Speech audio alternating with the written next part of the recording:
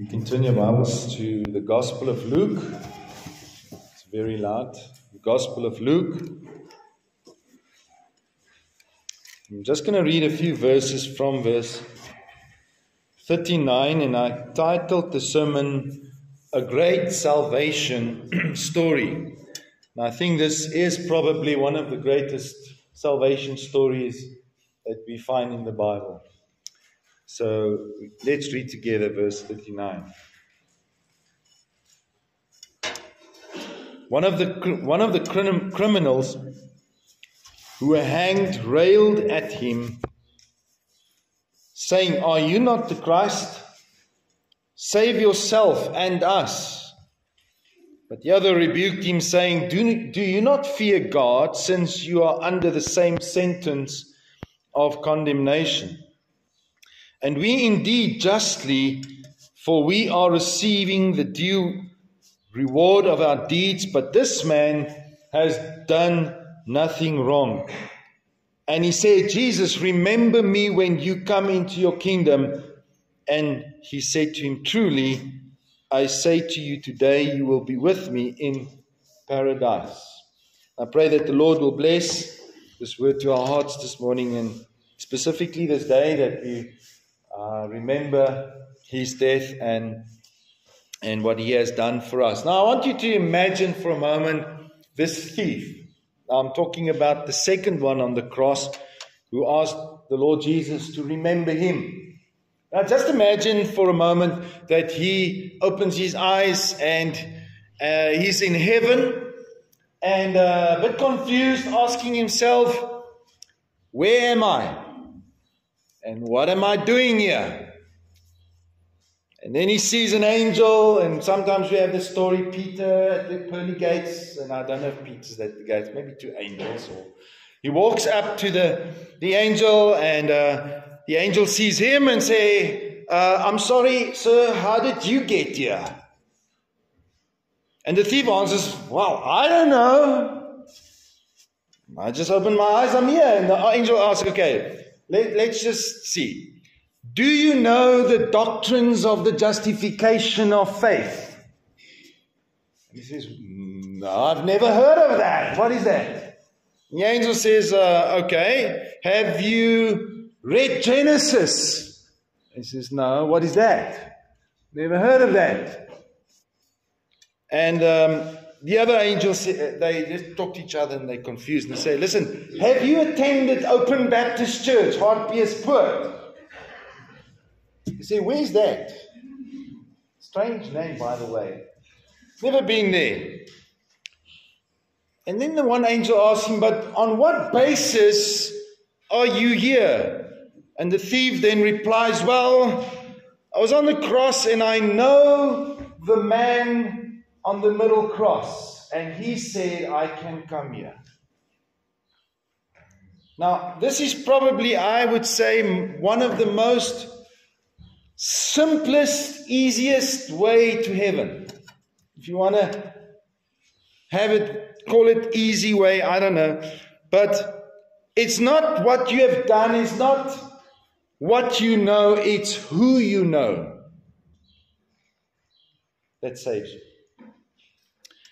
In Luke 23, we have, I think, one of the greatest salvation stories in the Bible, especially when it's unexpected, when it's dramatic, it's full of hope. And this passage, we witness a dying thief experiencing a great salvation right beside the Savior himself. And it shows the essence of the gospel. As you read this, on how anyone, no matter how far you have gone, no matter what you have done, can be saved by grace through faith in the name of Jesus Christ. And I want us to look at that this morning. The first thing that I've noticed when you read this portion of Scripture is we will all face God after death. The criminal said in verse 39, there were two criminals. Obviously, I will refer to the first one who railed at Jesus, as the first criminal and the second one as the second criminal, so that we're not confusing ourselves today. So the first one on the cross, one of the criminals who were hanged railed at him, saying, "Are you not the Christ? Save yourself and us." Now it says one of the criminals said, he railed at Jesus, and I looked up the word in Greek for railed. I don't know what your translation says, but in Greek it says blasphemio. Does that sound familiar? It's where we get the word blaspheme. He blasphemed God or Jesus by ridiculing Jesus' claims. He said sarcastically, it wasn't a request, or he mocked Jesus, sarcastically saying, "Are you not the Christ?" It's not having faith or asking in faith. I think this thief on the cross, the first criminal, represents a hard-hearted unbelief, and even in his own suffering, even in the last moments of his life before he dies, he mocks Jesus. He sees Jesus' weakness and not who he truly is. There are many today like this, close to the truth, but hardened by pride. And like many others, verse 35 to 37, you can read that. He wanted Jesus to prove himself by coming down from the cross, not dying on the cross. And this is not a sign of faith, this is a sign of unbelief, because they didn't know who Jesus is. They were asking Jesus to prove himself. And unfortunately, even today, many people want Jesus to save them from their circumstances. Jesus, if you are real, prove yourself. Change my circumstances. Save me from this suffering. Save me from this difficulty. But they won't ask, save me from my sin and the consequences of my sin. You see, where you truly believe that Jesus is the Son of God and why he came, if you truly believe that, you will understand that it is you that needs saving above everything else and not Jesus. The first criminal represents the unrepented sinner, someone who might even be close to Jesus, yet eternally separated. However, the other criminal, the second one, he represents the repentant sinner. Verse 40 says, but the other rebuked him, he rebuked the first criminal. Do you not fear God, since you are under the same sentence of condemnation? You see, the first criminal that rebukes the second criminal. Now I'm getting confused. The second one rebuking the first one, he rebukes. The word he also uses in Greek is epitimao, which is the same word that Jesus used when he rebuked demons, or when he rebuked the storm and calmed the storm. Epitimao, the same word he uses. So the second criminal does not passively disagree with the first criminal. He confronts him with blasphemy. He says, how can you blaspheme against Jesus and say what you say? Do you not fear God?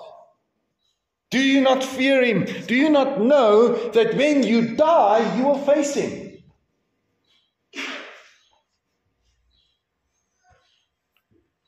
We will all face God after death. Now this thief, the second criminal, recognizes the reality of death and the certainty of judgment. And this is where it all begins. Proverbs 9 verse 10 says, the fear of God is the beginning of wisdom. This thief understood the seriousness of sin, of judgment. He goes on to say, do you not fear God, since you are under the same sentence and of condemnation? Since you are under the same sentence of condemnation, we are both under, yes, we are under Roman judgment, but we also are under God's judgment. Do you not fear Him? Hebrews 9:27 says, it is appointed unto man to die once, and after that, judgment. And this is what facing death can do. Facing death can bring clarity. When you face death, suddenly you realize that you will stand before God when you die. And the fear of God is often the first step towards saving grace or saving faith. So here in this story we have two criminals, same crimes, same sentence, same proximity to Jesus. Two radical different outcomes, two radical different responses. One mocks, one blasphemes out of pride, the other seeks mercy, fears God, begins to repent, and the outcome is salvation and paradise. This is the picture of humanity, the choice that you have in light of Jesus and the cross. And we are all faced with the same choice today. We are either one of the thieves. Either you reject or you receive. Now here's the truth. I don't know about you, if you know the statistics, but apparently, if I'm correct, until today, death has 100% rating. After death, you will stand before God. You will face God, either as Lord or as judge. Many ignore eternity until it's too late, and we must live in light of the fact that one day we will stand before God and give an account of our own life before a holy God. We will face God after death. Now the second thing I want to point out is verse 41. See what this criminal, the second one, does. He acknowledged and he confessed. It's part of salvation. And we indeed justly, he says, for we are receiving due reward of our deeds. The second criminal admits his guilt. He understands. He says, we are receiving what we deserve, our deeds. He recognizes justice of his punishment. He has a deep awareness of personal responsibility and moral accountability. He's aware of that. I can just imagine what was going through his mind. This is Rudy 3 verse 3. It's not in the Bible. But I'm just trying to think. He hangs next to Jesus and he thinks for himself, I'm going to face God. I am going to die. And he thinks, why did I do this? What was I thinking? What was going through my mind? Why didn't I listen to my dad when my dad said, don't go there. Don't do those things. Why did I allow bad people in my life to influence me, to tell me, no, it's okay. It was not worth it. I should have listened. He acknowledges his sin. He doesn't shift the blame or make excuses for his sin. He confesses honestly. And that is important when it comes to salvation. This is the language of confession. My question is that your language? And I know the difference between the two thieves or humanity, between the true believer, true saving faith, and the one who is not saved is the one confesses, acknowledges, he knows that he's going to stand before holy God. The other justifies. No, it's not so bad. There's other people that are worse than me. That's the difference. So what is your language today? Have you come to that point in your life where you said, you know what, I deserve judgment. I deserve to die. And then he turns and looks to Jesus and says, but this man, he's innocent. he has done nothing wrong. He acknowledges, and that's true repentance, begins to acknowledge that you deserve judgment, that you are guilty before holy God, and there is nothing you can do to appease God. And the criminal knew that he was receiving what he deserved. As Romans 6:23 says, the wages of sin is death. He sees his punishment as something he earned, a wage, a reward for his deeds. Now, deeds is the word praso, that actually is lifestyle, for his lifestyle. He knows that he is deserving the course of action in his life. And the second criminal understood death, judgment, and justly being rewarded for his lifestyle. He earns death, he knew that. But he also recognizes Jesus' innocence when he says, but this man has done nothing wrong. It's interesting that, I know I'm going to the Greek a lot, but in the Greek you see stuff that you don't see in the English or Afrikaans or translations. The word, but this man has done, in Greek is in an aorist tense. For those who love English grammar.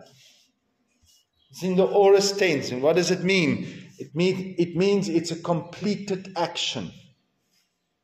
It's a completed action. In other words, it actually says Jesus has never done anything wrong. That's what it literally says. This man has never did anything wrong in his life. He's innocent.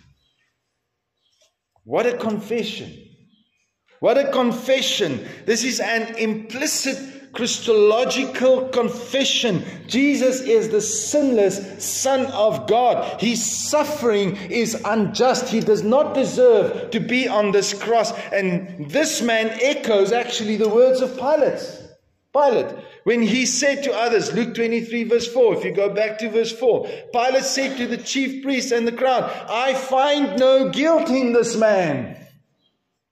Then verse 14, 15, and said to them, you brought me this man as one who was misleading the people, and after examining him before you, behold, I did not find this man guilty of any of your charges against him, neither did Herod, for he sent him back to us, looking nothing deserving death has been done by him. This is a wonderful confession. Confessing as a sinner, Lord, I am guilty, you are not. I deserve judgment, you don't. A confession from the heart of a man in repentance. There is a clear contrast between himself and Jesus. And that happens when you look at Jesus and see his holiness and you suddenly realize you're an unclean vessel. We deserve this, he doesn't. This is not just sympathy. I believe it's faith forming through recognition of Christ's purity.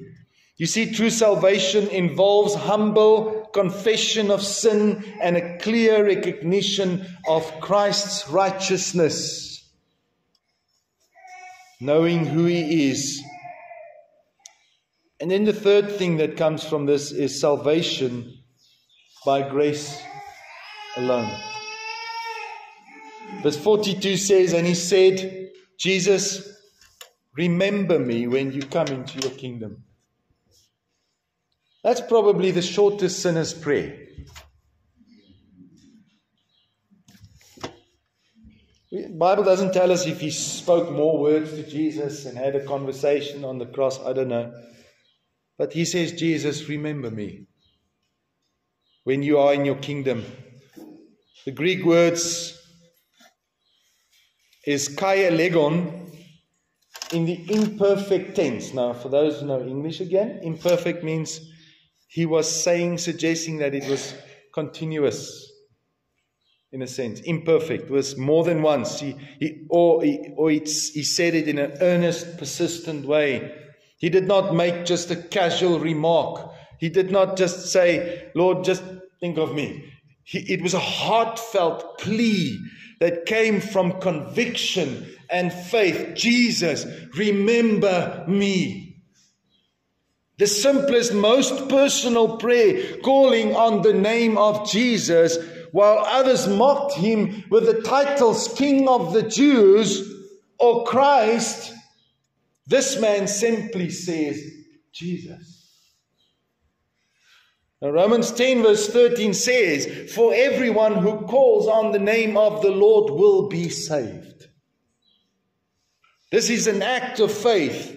The thief knew he couldn't do anything to save himself. He knew he deserved judgment. He knew he's going to face God when he dies. He can only throw himself on Jesus. That's all he can do. Jesus, remember me. Think about me.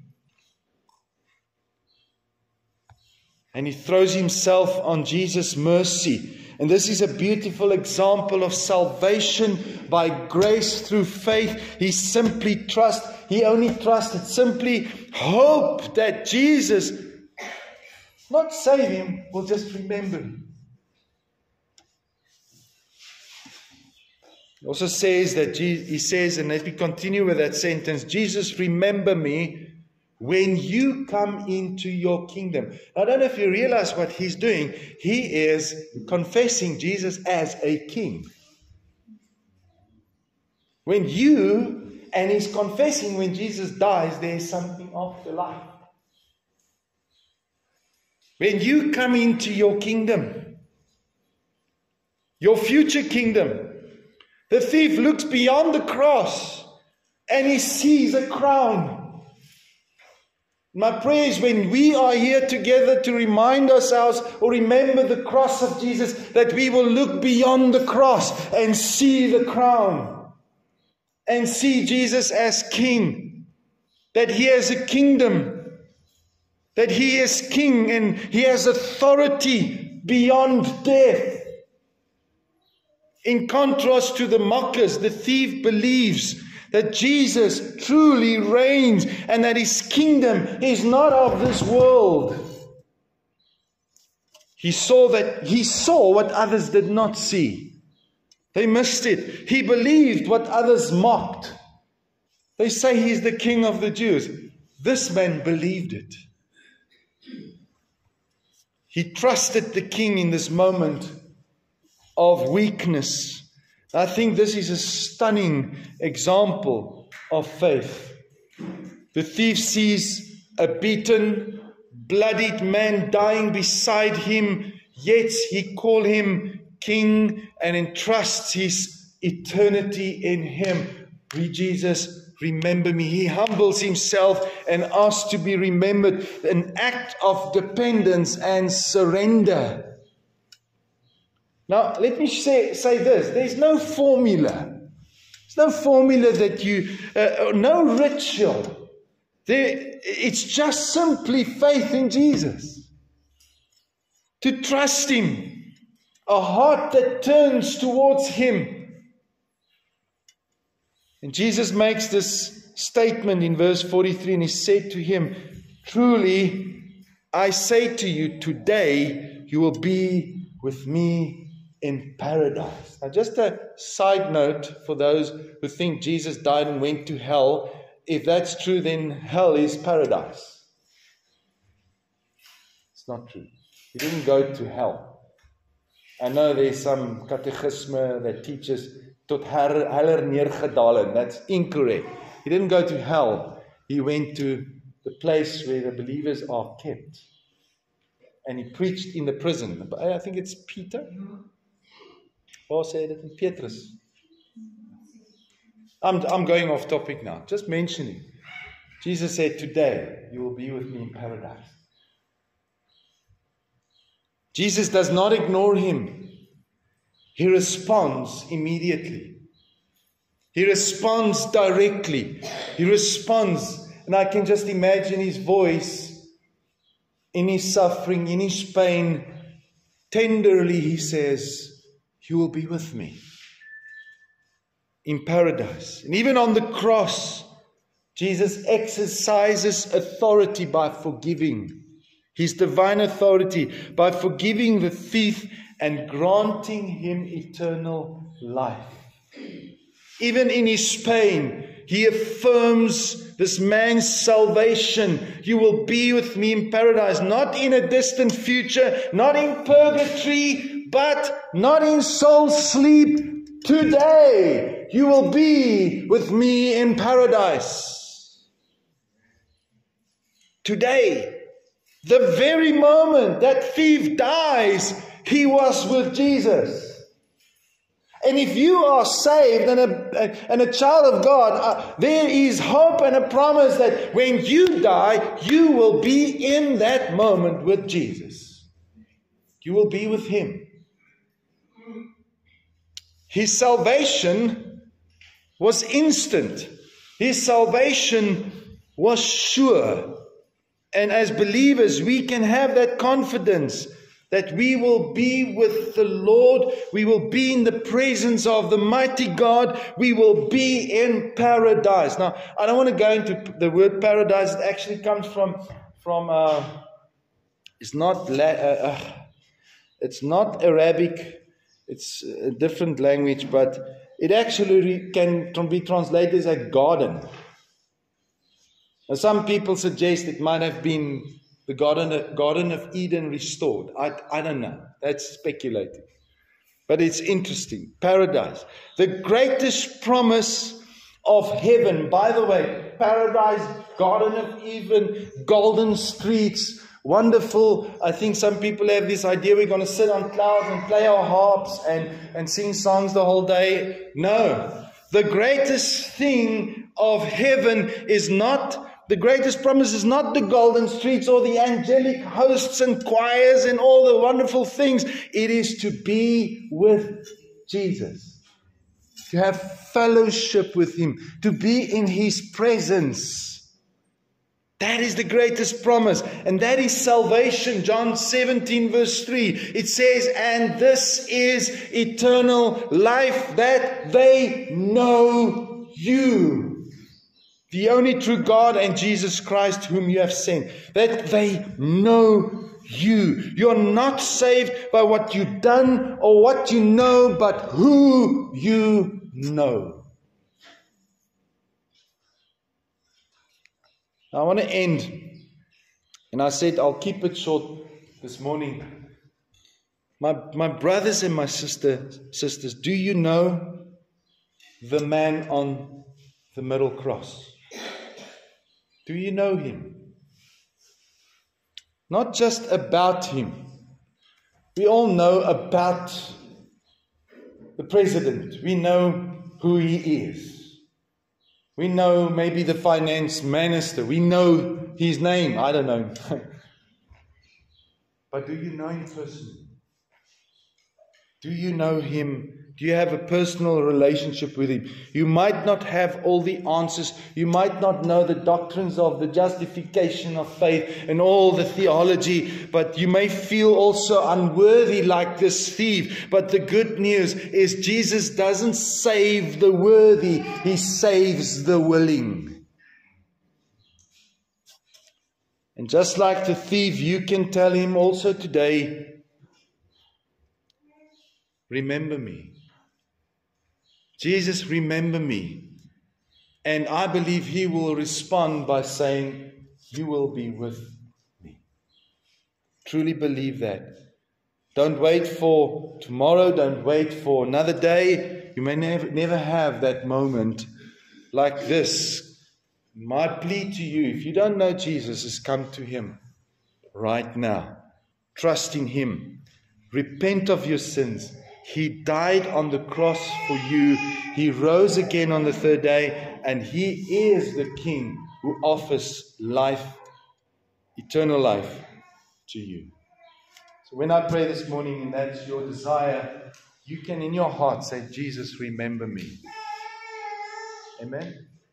Let's pray. Father, we thank you for your precious word. We thank you for this wonderful story that we read. Yes, the man in the middle, Jesus Christ on the cross is the focus. It's the most important person that we think of in this day, specifically when we just remember the cross and your death.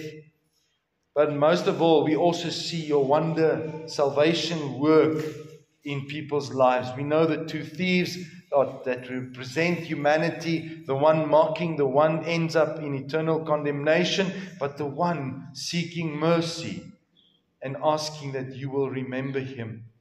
And thank you, Lord, for that opportunity that exists still today, where people can still, when they see the cross, when they see Jesus, say, Lord Jesus, remember me. I'm guilty. I'm going to face God in judgment. I need mercy. And I pray that that will be true for each person in this place who in their heart acknowledges their sin, who knows that Jesus is the only one that can save, and they trust in him fully. So I pray for them. I pray, Lord, that you will grant them eternal life and that you will give them fellowship and a life together with you forever in eternity. So we just come before you this morning and we commit this time as we remember the death, that we also remember that you rose from the grave for our justification. And we thank you for that. We thank you for this word. I pray that your Holy Spirit will speak to each heart through this word in Jesus' mighty name. Amen.